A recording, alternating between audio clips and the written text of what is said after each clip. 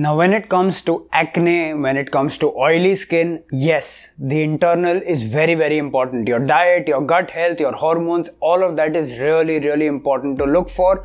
But what is equally important is external hygiene. And in today's video, I'm going to share with you a product which I've recently found and I've been using since a while now, which will take care of this oiliness and the acne and the pimples and all of that.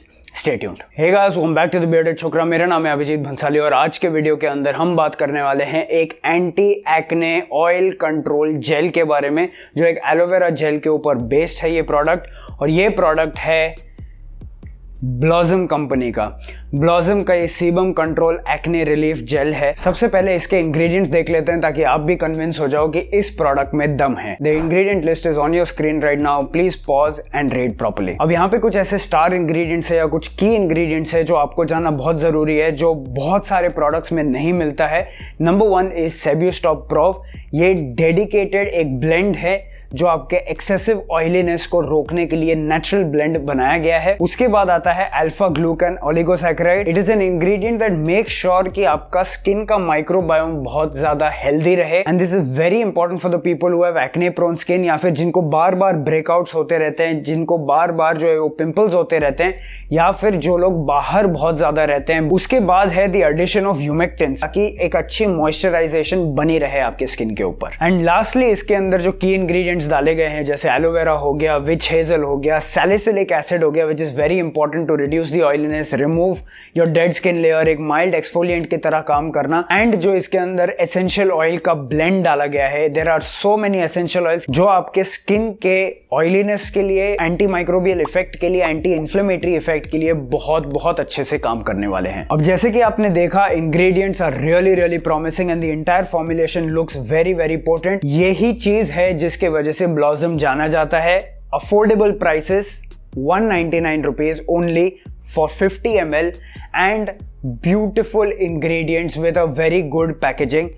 I'm rating the packaging 4.5 out of 5. कोई leakage वगैरह कुछ भी नहीं होता है इसके अंदर। It's very good. Overall जो फ्रेग्रेंस है वो भी अच्छी है। एक क्लोव टाइप की एक फ्रेग्रेंस है, लॉन्ग टाइप की एक फ्रेग्रेंस है। अब अगर मैं यूसेज एक्सपीरियंस की बात करूं तो सबसे पहले लुक एंड फील, ये एक ट्रांसलूसेंट एलोवेरा जेल टाइप का एक जेल है, लेकिन ये थोड़ा सा लाइटर साइड पे है, थोड़ा सा वाटरी कंसिस्टेंसी का है। बिल्कुल भी ये थिक नहीं है, तो ये बहुत ही अच्छे से स्किन के ऊपर ग्लाइड करता है, अच्छे से स्प्रेड आउट हो जाता है और बहुत बहुत ईजिली, बहुत जल्दी अब्सॉर्ब भी हो जाता है। फील ऑन द स्किन की अगर मैं बात करूं तो इट फील्स एक्सट्रीमली नेचुरल। आपने ये स्किन के ऊपर लगाया and with in seconds this is absorbed, gone completely. तो वो इतना नेचुरल फील करता है। एक और चीज की मुझे बात करनी है, इतने सारे एसेंशियल ऑयल्स अगर कोई भी स्किन केयर फॉर्मुलेशन में होते हैं, usually that particular product can become very very irritating to the skin, but this is where I have to give kudos to the formulation team. It is very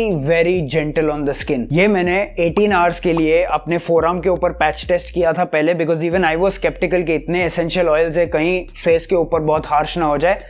Nothing, इतना सा भी redness नहीं, इतना सा भी इचिंग नहीं।